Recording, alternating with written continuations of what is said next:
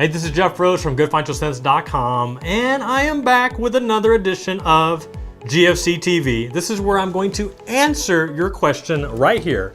So if you have a question that you want me to answer, head on over to GoodFinancialSense.com/ask so that I can answer your question just like this reader. So this question comes from Dawn, and it's a little bit of a longer one, so be patient. So Dawn asks, the biggest problem I have besides budgeting is having a spouse flat out refuse to help. He gives me via direct deposit the paycheck from his first job, about $300 a week take home. The second is cash and is to do with is as desired. He refuses to cut back on any services, cable, etc. We attended FPU, Financial Peace University, a few years back, and the furthest we've come since finally making a budget and sharing a bills account. He is not interested in any future goals. My student loans were my deal. I work part-time to fill in the budget gap to make headway on bills. So for a year now, I have registered myself to taking care of it. Savings, planning, picking up more hours. We have 3 children at home or else I'd work full-time. So I don't want to hear we need time to work together or negative thoughts on his behavior. I want to hear, as I see others in my position, how to make financial change without the spouse on board. Hey Dawn, first of all, I just want to say thank you for this question. I know this might have been a hard one to put out there. Right now it sounds like that there's just some difficulty in the marriage and trying to make money work. So once again, I really appreciate the question. Hopefully I can give you some guidance that you can go back and apply to the money situation in your household. But the first thing, I just want to be real with you. When I first read this question, when you were describing your husband, first thing I wanted to do was I want to take your husband and slap him upside the head. But I realized that I don't know the entire situation. I don't know the entire details. I don't know his side of the story. So I really had to dig deep to where I wanted to go with answering this question that you have. So the first thing I think that you need to know and you need to recognize is that you don't have a money problem. You have a marriage problem. And the fact that your husband is not on board, that he's not willing to listen, he's not willing to share his goals, that's a big deal. And it makes it so hard for you to try to accomplish anything if you're not on the same page. And I can comfortably say to you that you have a marriage problem because guess what? My wife and I, we've had difficulties in our marriage. We share this on our Marriage More podcast that, we've been married for 11 years now, and we've been to counseling over 5 or 6 times because we recognized that we weren't on the same page. We recognized that we didn't have a money problem or a communication problem. We had a marriage problem. And we had to work through that.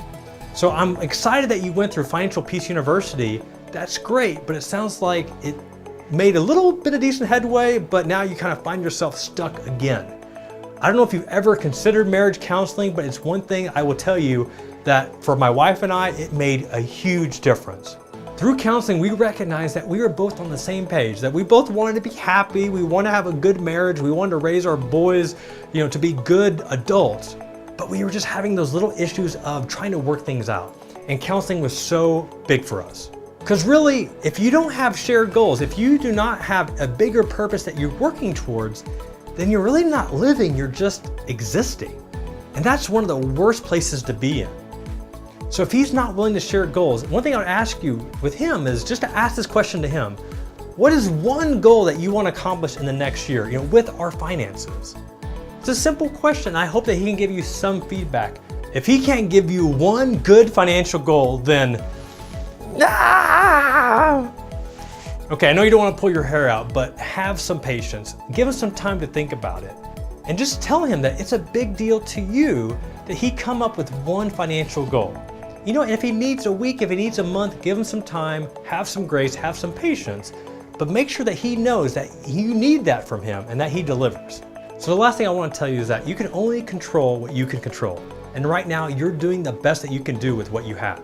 If you have your money that's being deposited, you have $300 a week that he's depositing.